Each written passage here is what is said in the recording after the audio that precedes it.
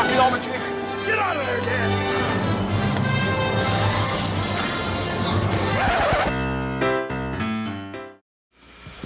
Alrighty.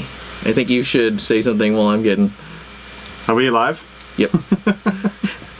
Although there's no, Every time. Oh, wait, did you plug it into the, Yeah, we're plugged in. Oh, that's that one. Audio's working. Oh, good, We're already. good to go. Wait. Although I'm not getting anything over here. You're not? No.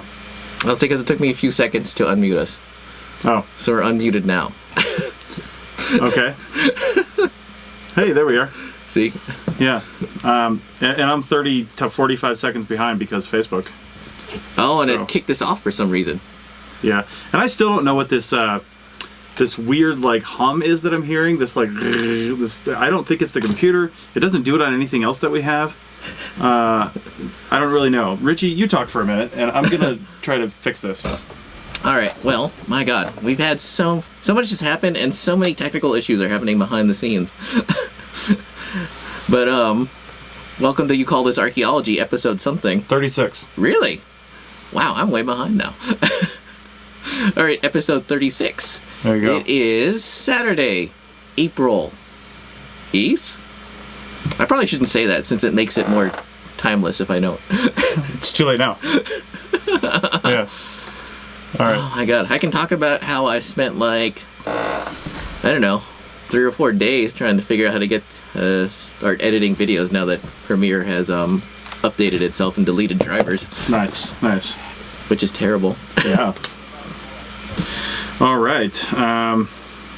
We have so much happened this week. I know. I actually have things to talk about. Oh, good. Yeah. So one of the things I wrote down when you and I met for coffee last week.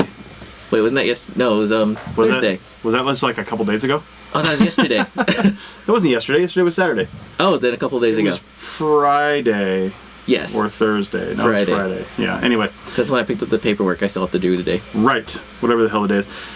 Yeah, Chuck, static. I know. I don't know why that's doing that. We've researched a lot of different things, the audio here, and it's just freaking static. I don't understand. I'm working on a new mixer, actually. If you want to help us buy that mixer, go become a member at arpodnet.com/members. Ooh. It's a $700 mixer, or $600.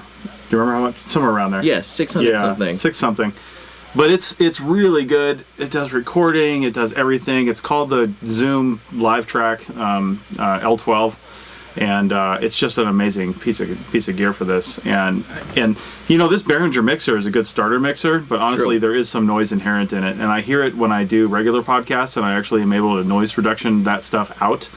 Like when I have people here in the studio, Yeah. I can actually hear a little bit of a hiss, and I'm able to get rid of most of that in post. But it really is a factor of the mixer. So, but that being said, we've got a tangled mess of chord system in here, and when you mix power chords with audio chords, you also get some static inherent in the system, and True. that's also something that's going to be remedied later on as this space here at the Reno Collective gets developed.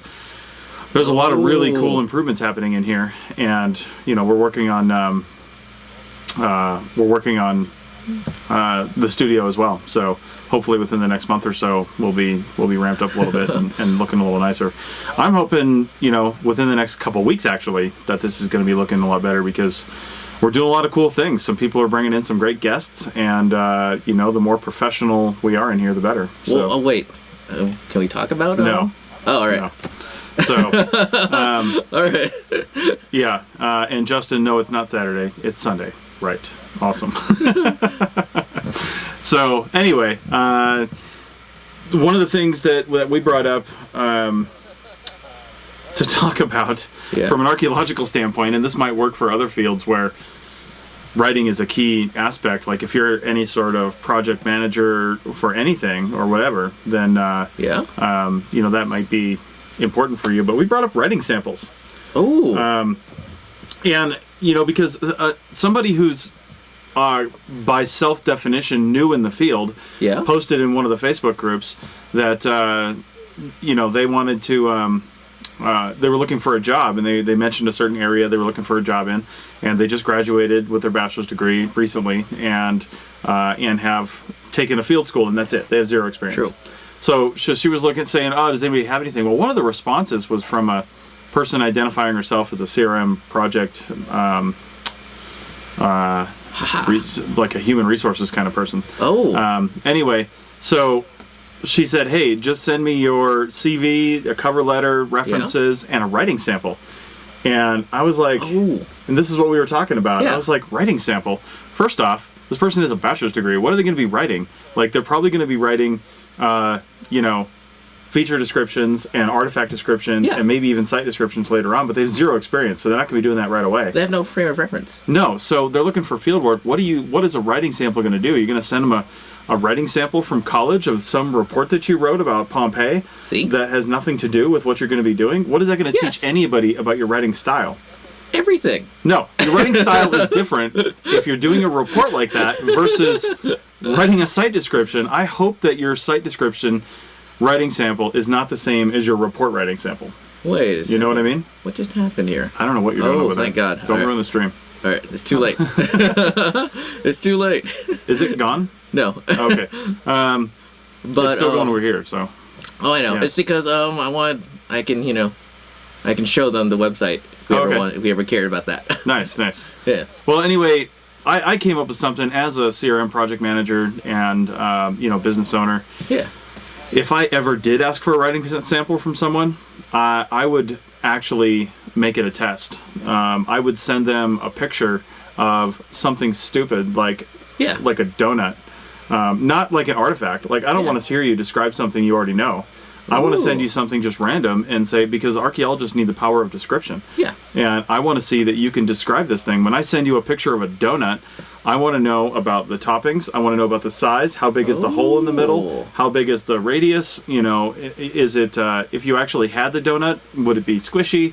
I want to know, I want you to describe that donut. If you can't do that for me, then you need more training. And I'll do that if you're new in the field. I don't expect people to come with experience. Interesting, because I was going to send them a picture of a plaster pit or maybe a head frame.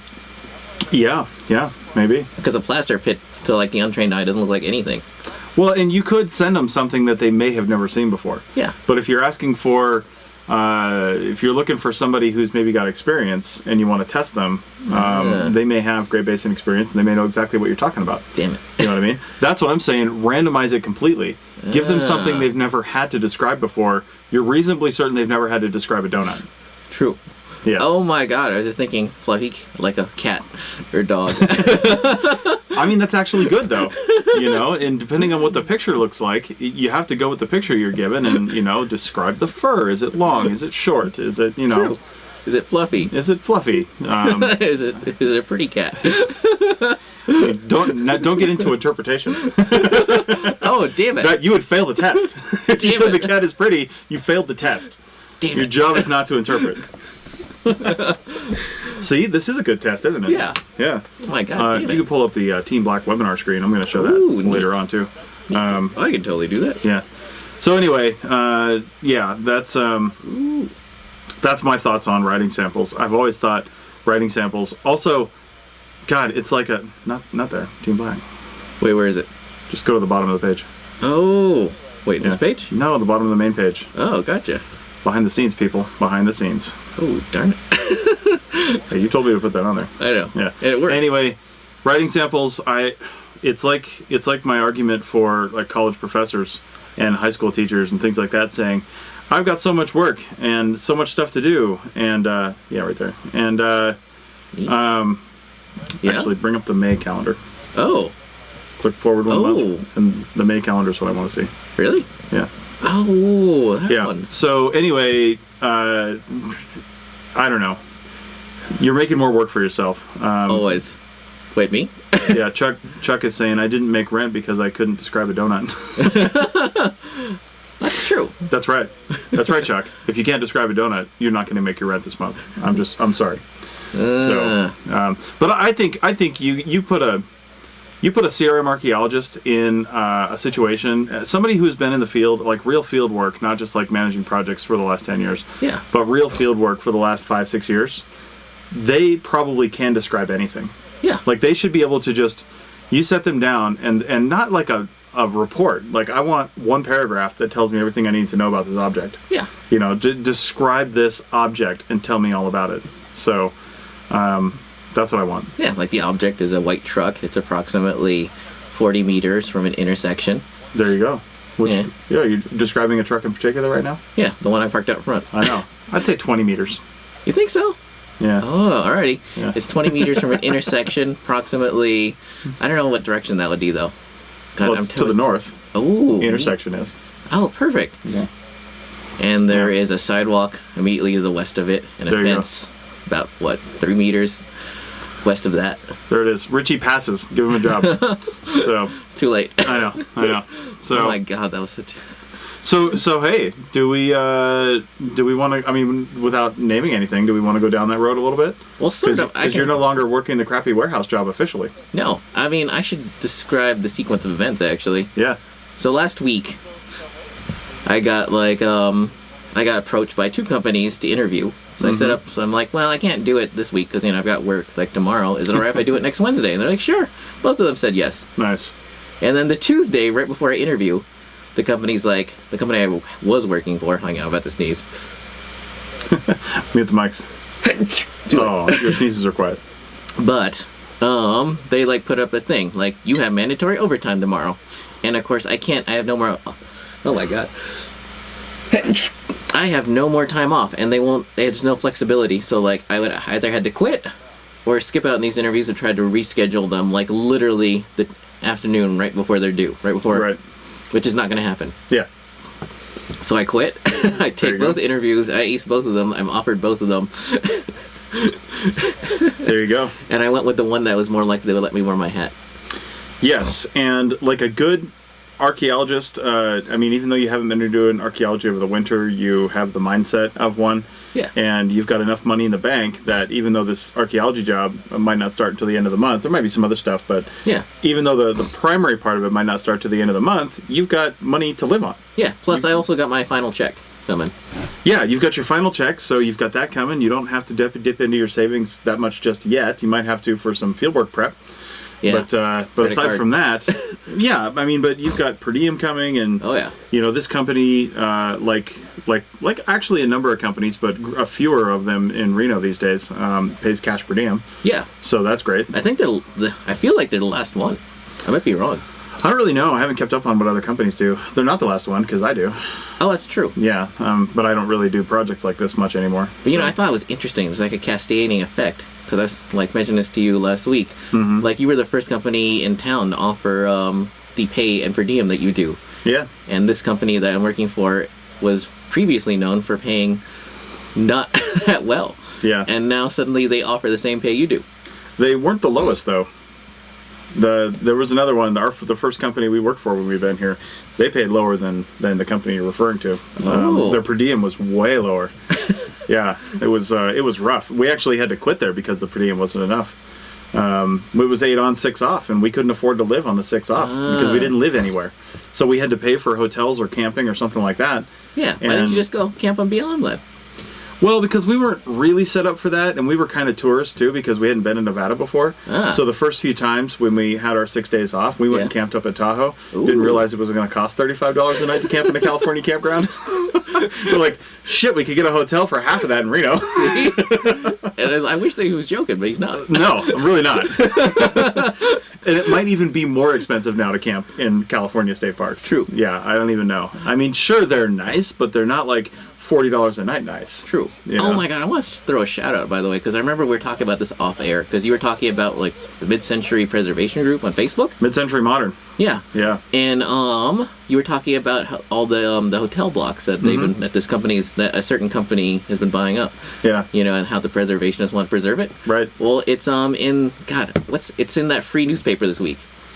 Oh, the free Reno. I can't remember what that's called. Yeah. Damn it! It's like I picked it up and it's like sitting in my living room, but it's like they're talking about the secret plans. But of course, the reporters don't know anything more than anyone else. Well, of course not. Yeah.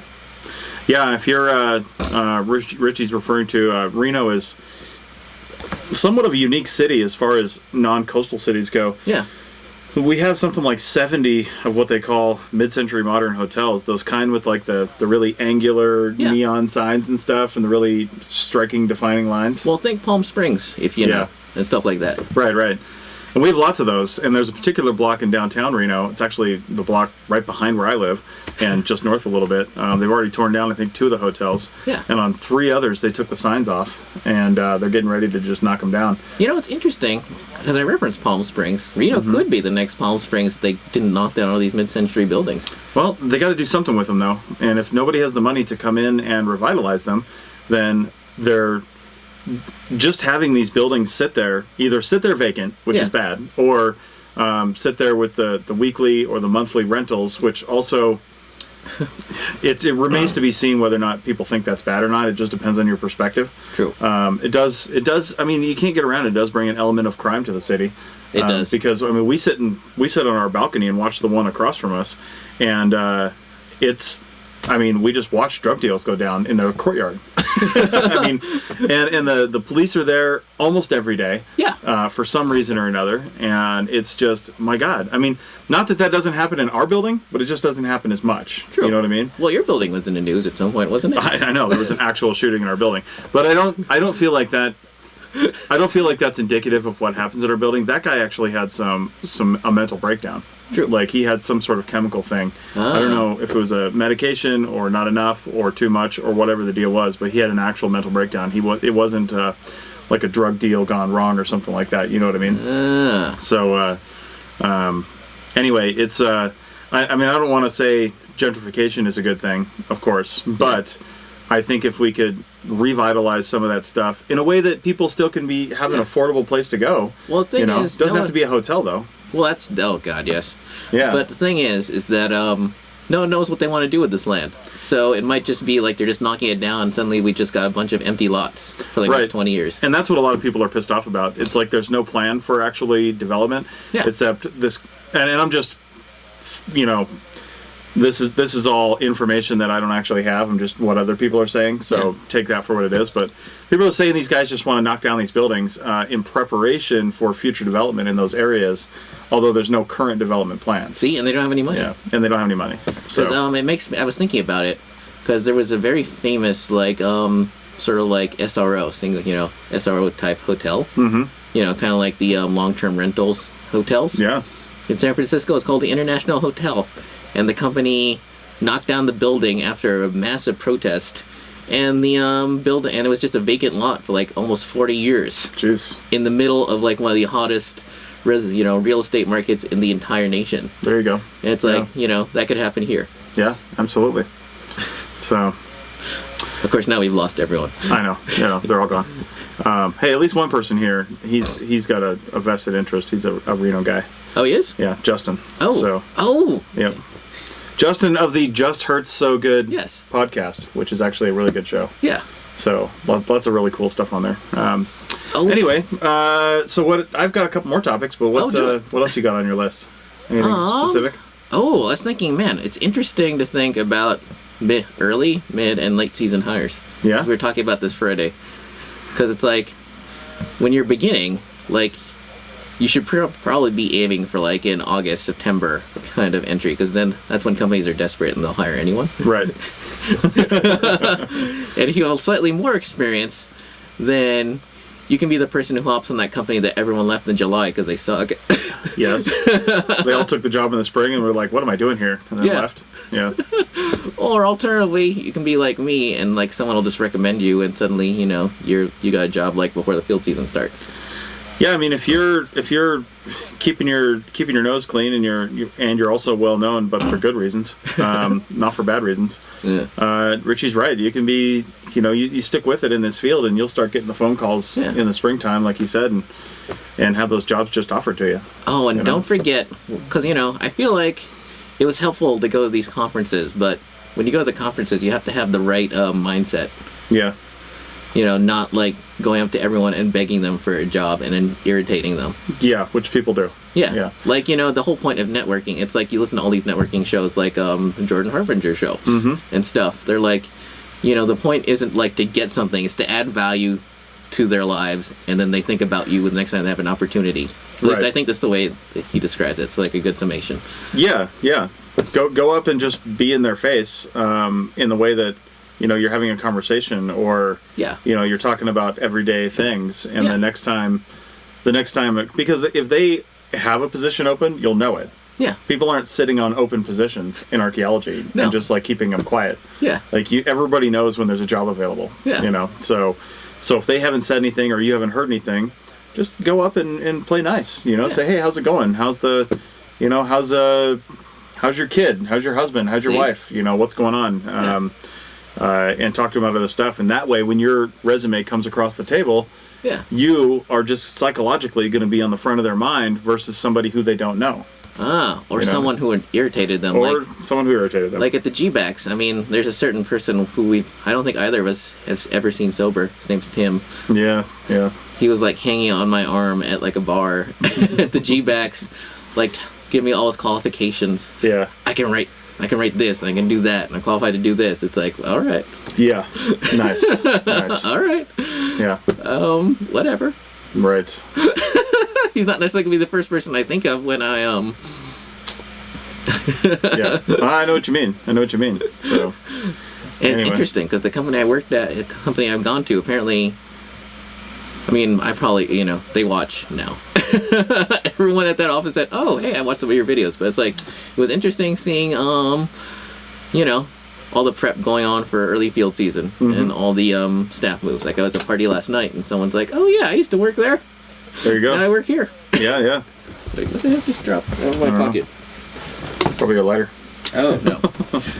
And along those lines, as far as companies and preparation and stuff like that goes, I have a small company, and I have the ability to probably do this because the projects I do, they don't really bring in a lot of money because I'm trying to focus on other stuff. But I'm Yeah. not turning down work necessarily if it shows up at my door. Oh, you're not? No, I mean, I'm not. If somebody comes to me and says, I have this that I want you to do, well, I'm going to try to do it for them. But I just don't, again, I'm not seeking that stuff out. I'm not looking at all the normal posting pages for proposals and things like that, just because I'm trying to focus on this and getting these things going. Ooh. But anyway, that being said, I heard something on a podcast the other day, and the guy was saying how it basically kind of transformed their business when they started, because they had this business where clients would hire them for 50 to 200 grand for a project, right? And that was some kind of advertising deal or something like that. I don't know what it was. But anyway, the point is, in that industry, it was kind of just standard that people would sort of pay as they go.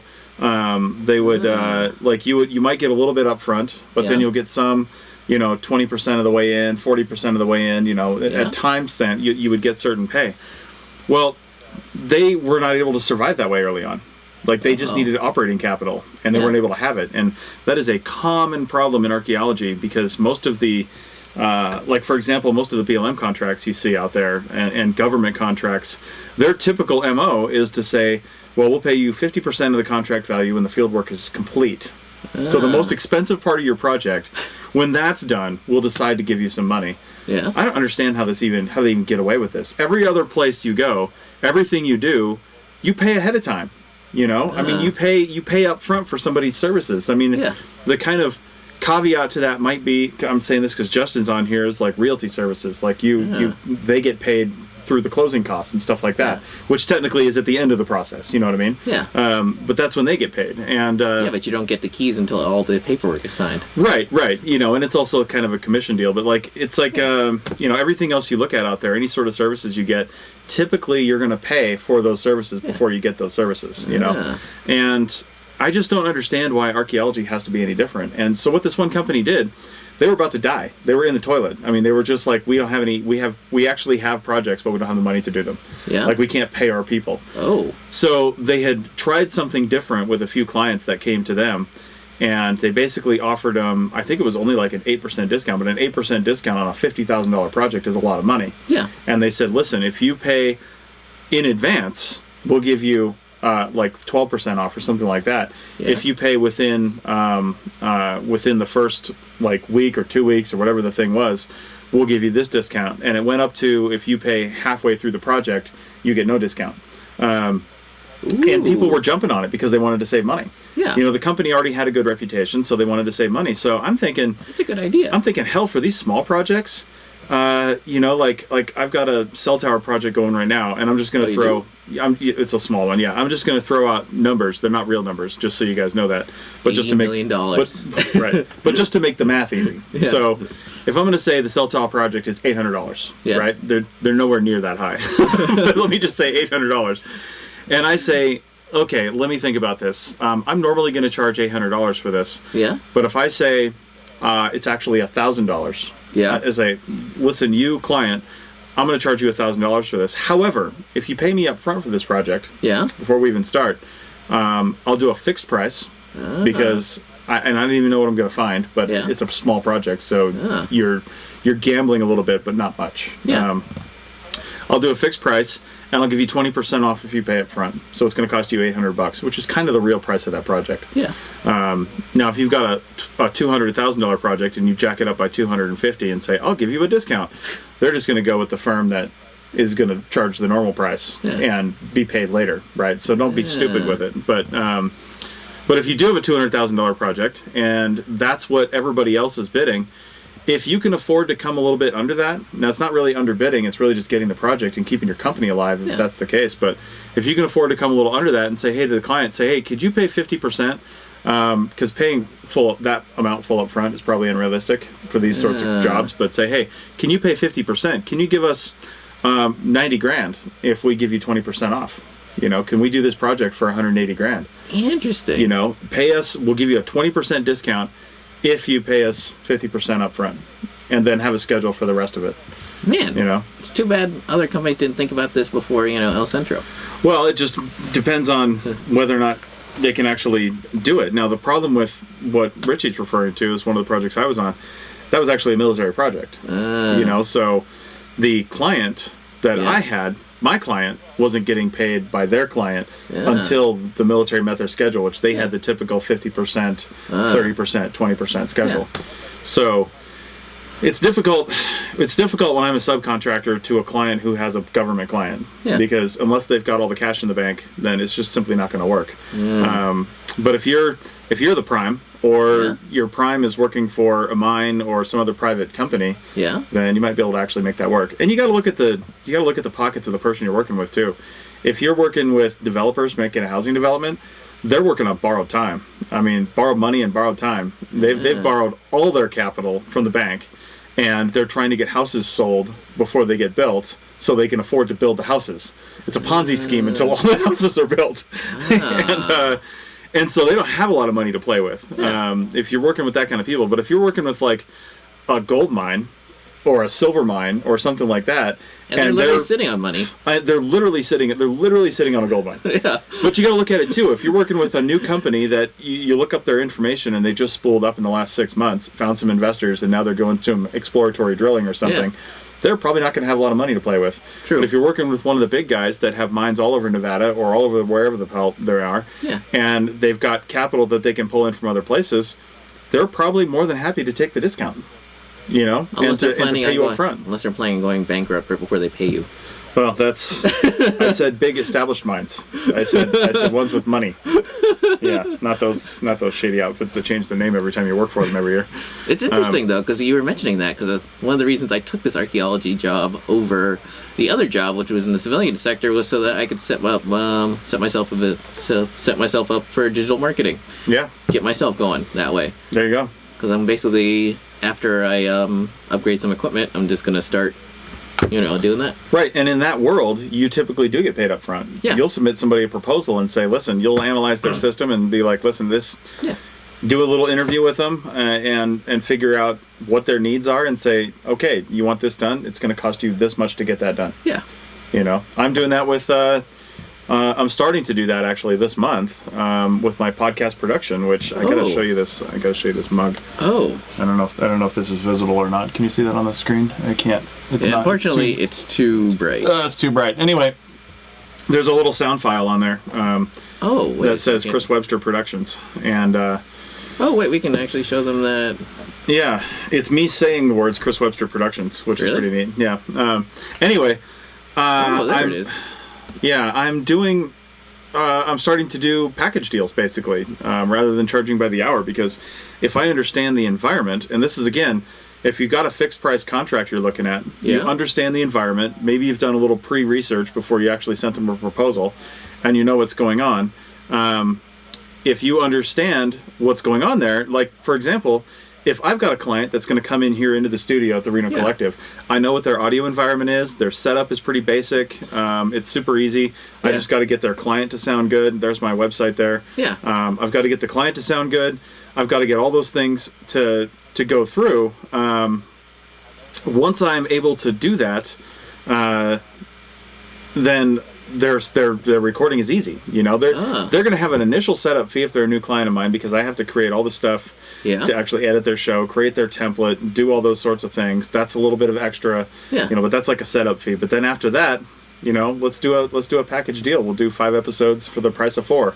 And I just got to figure out, you know, do you have an hour-long show? If you have an hour-long show, then I'm probably putting an hour and a half worth of time into it, you know, total.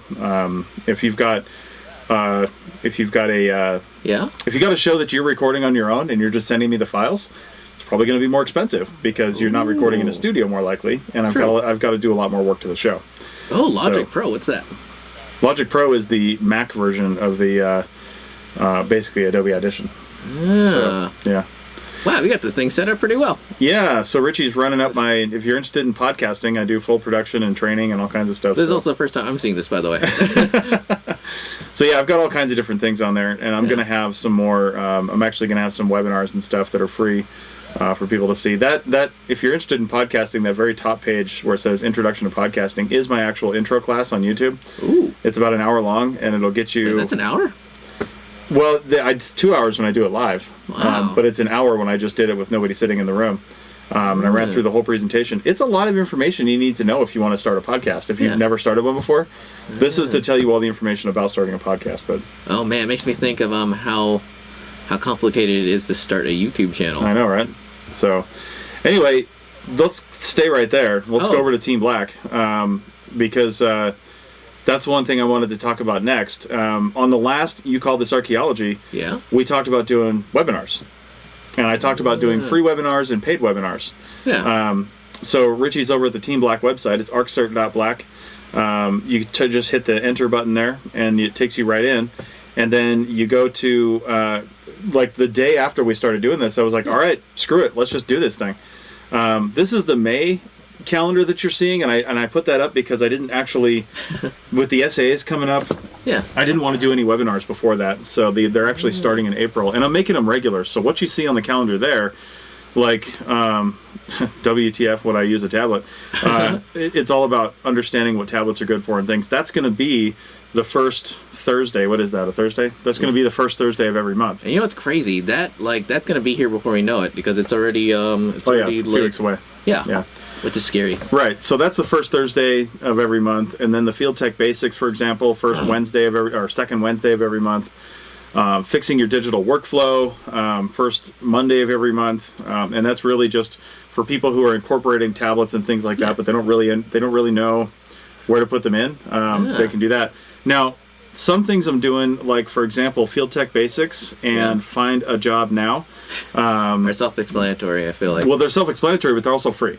Oh, really? All the stuff that is designed to get you a job is always going to be free. I've decided that. So I want people who are working to, you know, they need to pay to level up their skills a little bit. Yeah. But if you don't have a job right now and you're having a hard time finding a job, I'm not going to pay you for that. I'm not going to charge you for the webinar that teaches you how to get there, you know? Ooh. Wait, what's all the maps? All the maps is just it's kind of based around the section I had in my book, Field Archaeologist Survival Guide, where I talk about UTMs. A lot of people don't know what UTMs actually are based on. They hear them. I mean, I didn't when I first started. True. I didn't understand it. And township and range system, if you have to use that. How to do a compass and pace map, just so you can understand what people are doing when they look around a site, you know. Yeah. Even though we don't really do those anymore, it's a good skill to have. And really just, you know, all those sorts of things. And here's the other thing. These webinars are all an hour. I'm not having to be any longer than that. However, in most cases, I will stick around at the end if the questions go long. And I'll stick around as long as we all have time for and answer questions. Oh, by the way, draw all the things. What's that?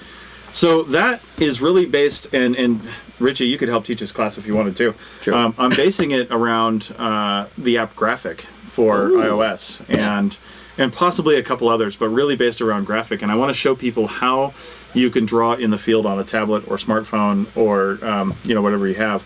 And really what the capabilities are, with doing different layering and all kinds of stuff, and how to use some of the tools, and really just to level up your digital workflow.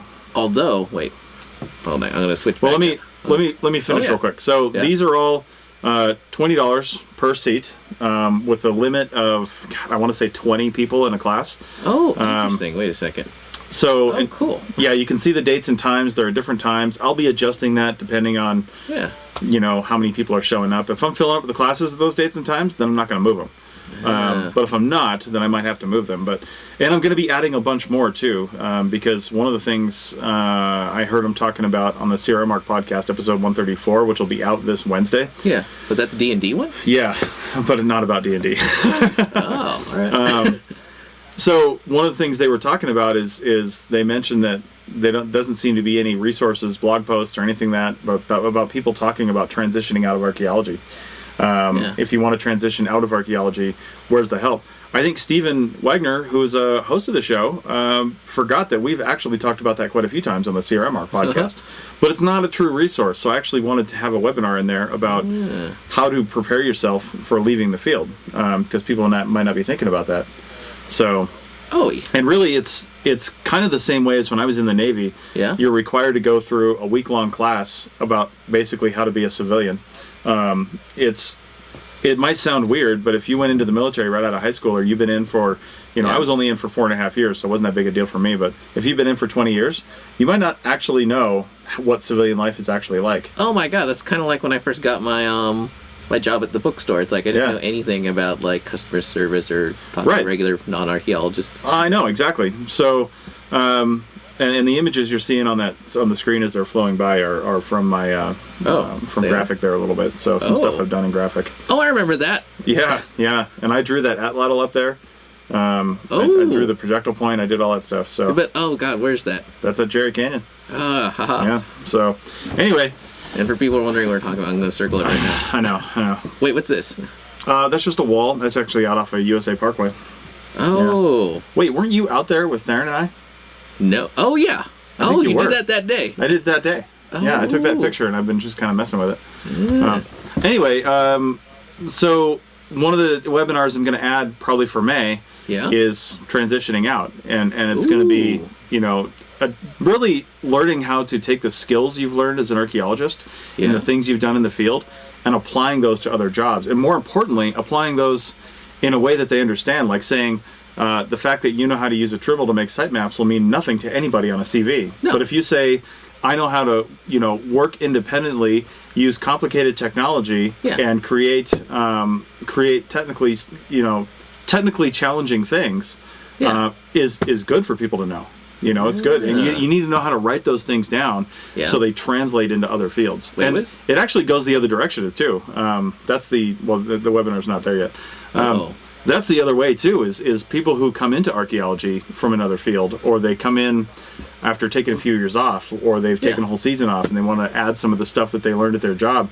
Like, your bookstore job gave you a lot of skills that you could translate into an archaeology CV. So. And it also translated into that other interview I was talking about. Yeah, exactly. So.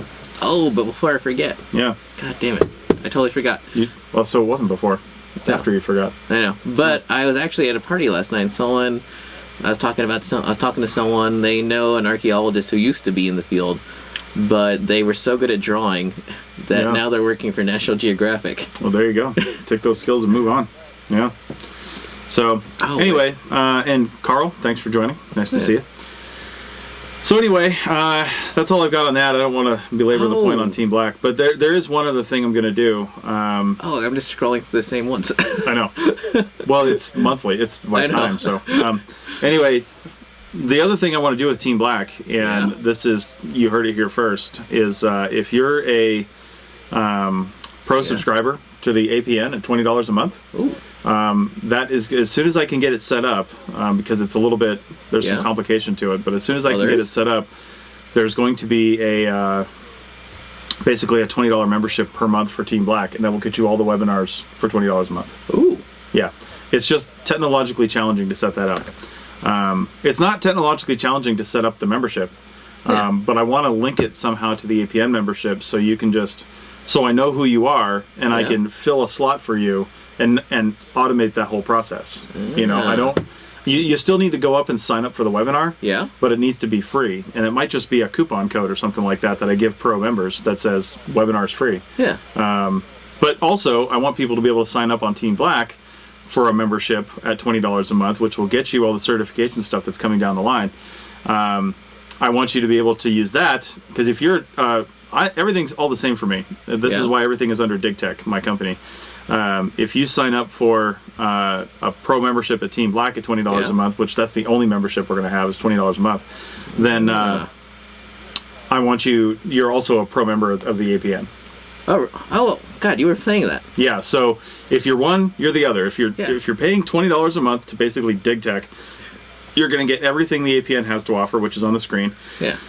And you're going to get everything Team Black has to offer, which is increasingly complicated. Oh, by the way, what do you think of that? Is that better or worse? Yeah, no, that's cool having us up in the corner like that. Because I'm thinking, man, there's just like disembodied voices talking over this internet. I know. No, this is good. We're getting more and more professional every time.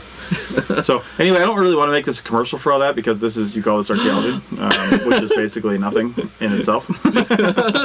But anyway, if you're interested, you know, definitely let me know. If you're I haven't even told the pro subscribers to the APN that they can go, because I haven't created the coupon code yet for Team Black. Ooh. These are two separate websites, and I got to factor them in there like that. Jessica Huddleston joined. Robert Stolting joined. Thanks, guys. We're getting some local Northern Nevada people here. That's great. Oh, wait, what are you doing with the pillow? One of them sitting right there. It's on the couch. So don't forget to buy stuff. I know. That's why I went to this page. Yeah, buy stuff. If you go here, it'll take you to our TeePublic store, and you can see all the things that we have. Wait, don't you have one of the phone cases? Well, I do, but it's not APN related. It's a podcast related that I made. Oh, so, never mind. Yeah, but it's on the APN store. It is. So yeah, let me see if I can't bring it up to the webcam. Well, it'd be really tiny in the corner, but I don't know if you can see that up there. Can you see it on the webcam in the corner? Oh, hang on. Yeah. Yeah, you can actually. Okay, so, but that's the kind of stuff, and I actually bought the. There's two different kinds of phone cases you can get over there. Yeah. I bought the slim. Oh, there it is. Yeah, there it is. I bought the protective one versus the slim one. It was like an extra $3. Yeah. I'll admit, it's probably not the best phone case I've ever seen in my life, but it's $20. So what do you do? But it's, you know, it's good, and I like it. It's not terrible, and they got it for all the iPhone devices and a few of the Samsung ones. So new T-shirts are coming up at some point. Yes, they are. As soon as we can get them up there. Looks like there's a sale going on at TeePublic now too. I know. I saw that. Facebook. Everything's 30% off. So man, it almost makes. If I had the money, I'd probably buy another one of these. Yeah. So yeah, when you see that sale on there, that's not just for our store. That's across the entire TeePublic website. Yeah. So for instance, there's lots of stuff. For instance, oh my God, D&D. It's all D&D these days. See? There you go. Couples who roll together stay together. Is that what it said? Yes. Nice. That's actually not. Nice. Ooh, neat. That's actually kind of cool. Now we're shopping. Now we're just buying stuff. That's all we're doing. So. All right. I think we're done with that. That was all Team Black stuff. Let me see if I had anything else on my... Oh, I did have one more thing. Yeah? The SAAs.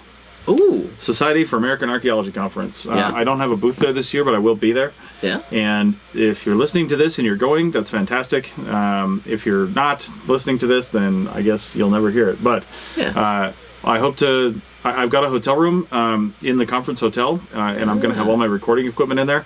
I'm just assuming all this is going to work, because I have no idea where that room is going to be and how easy it's going to be to get up there. If that hotel has like key card access and nobody can find the room, then this is going to be really hard to do. But I hope to be able to bring people up there to do interviews. I'll have all the microphones and everything. I don't know how it's going to work out with like chairs and stuff. How we're going to do that, but we'll figure it out. Oh God, one of my goals, although I feel like you disagree slightly with me on whether this will work or whether people who are watching the live stream will be interested, but I want to get like 360 degree cameras. I know. Yeah. And a 360 degree microphone. Yeah. Well, I have that pretty much. The H6 can be a 360 microphone. Oh. You know, it's got that one that's left and right, but it's that ball. Oh, because I was thinking Zoom actually sells one that's specifically meant as like a 360-degree recorder. That's cool. I'm just trying to defray costs early on. I know. Because we need more members, so we can true. do these cool things. Yeah. Oh my god, and I will be getting back on the social media stuff soon. Yeah. Cool. I've just been like, you know. Job hunting. Well, no, I mean like super busy trying to figure out how the hell to get these damn videos up. I know. So, anyway, that's pretty much all I have. Yeah. I don't know if you have anything else. Our show for next week might be on. Well, you're not working the week after. You're still not going to be working yet. No. So maybe we'll do it just Monday sometime. Yeah. Oh, because you're at the SAAs. Yeah, I don't get back until 8:30 in the evening on Sunday, and I'm probably not going to go right into a podcast. Why not?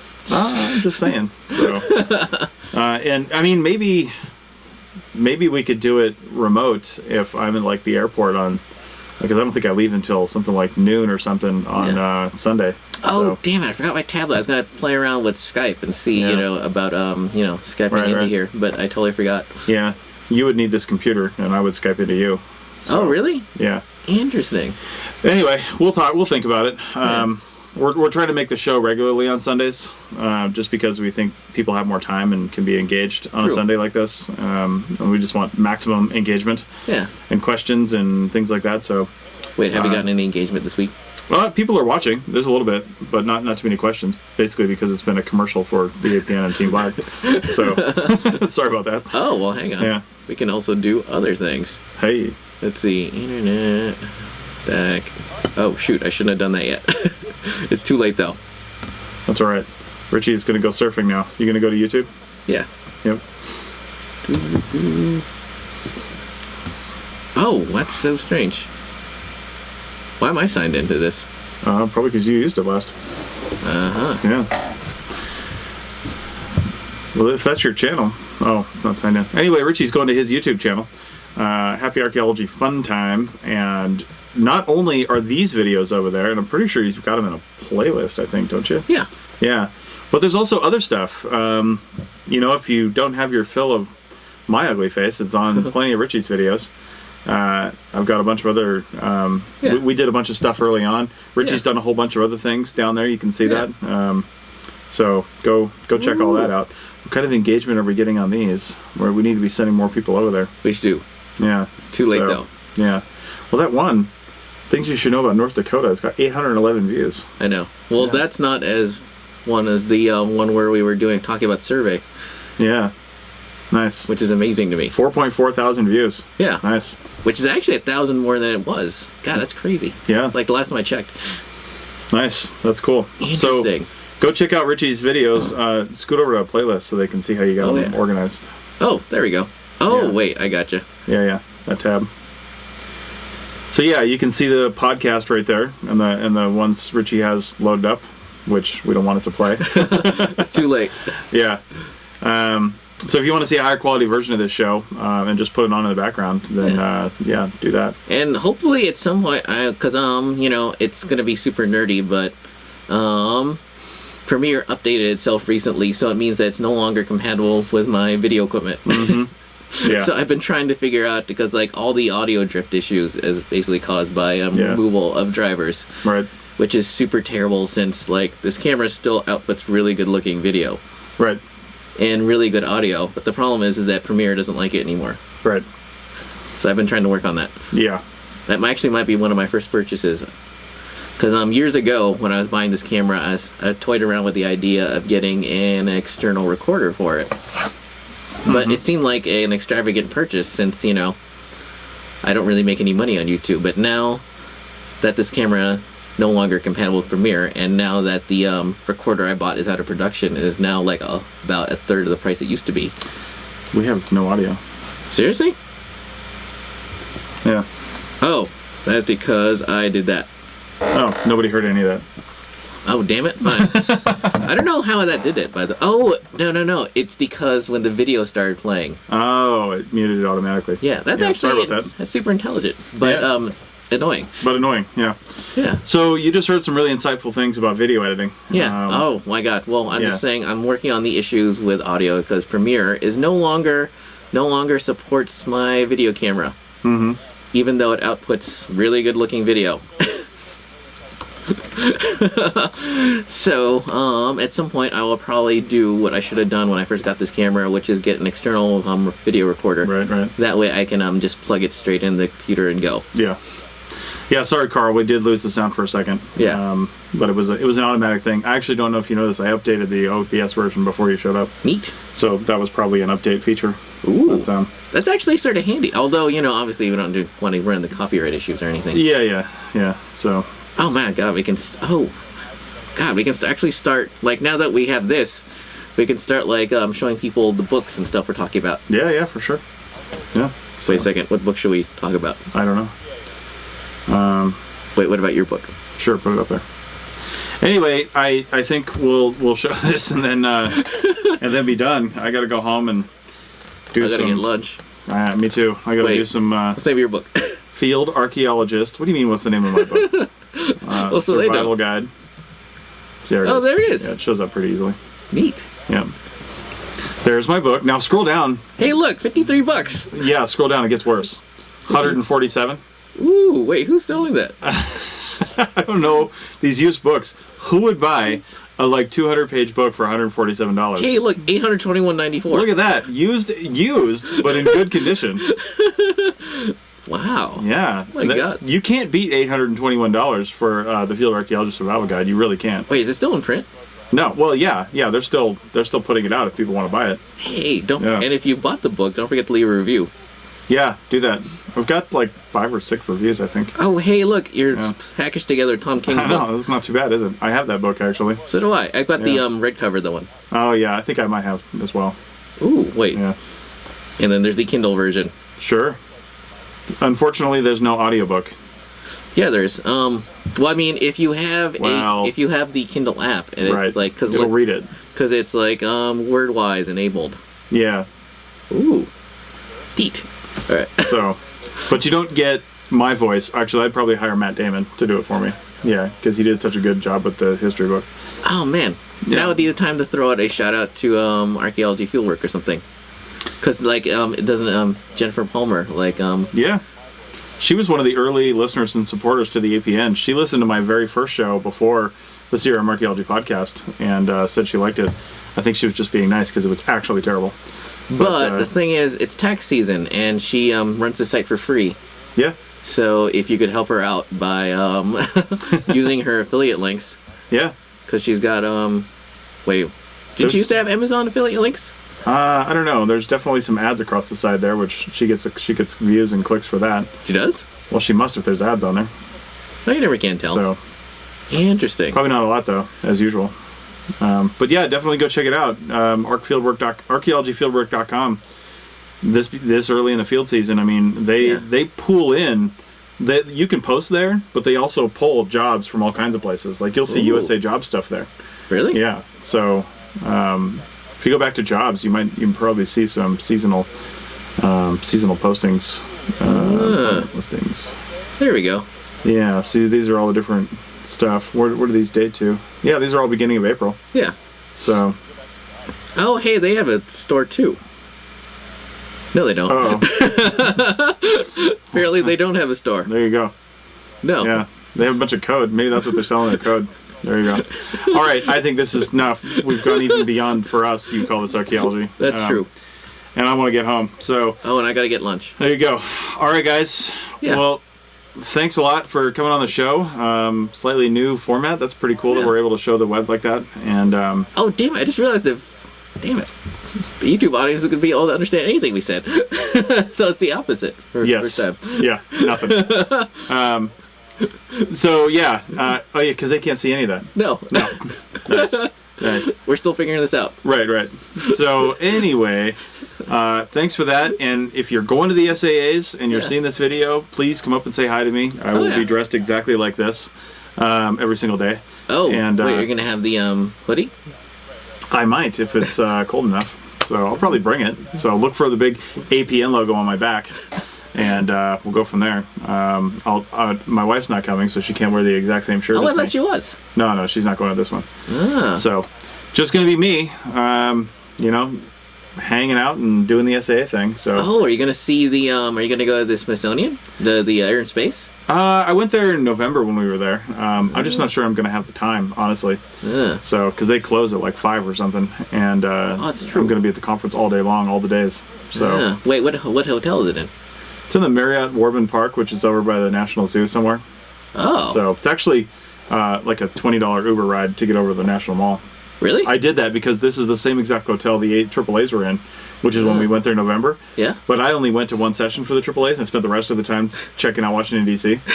This is going to be exactly the opposite. So. Because you're going to be there on behalf of someone? Well, I am for part of it. Because we didn't get there in time to get a booth. I'll be repping WildNote at the CRM Expo on Saturday, and of course I'll tell anybody that wants to hear it about WildNote. Yeah. But for the rest of the time, I'll really be looking for interviews and recording people in the expo hall and doing stuff like that. It's kind of nice not having a booth a little bit. I'll be honest.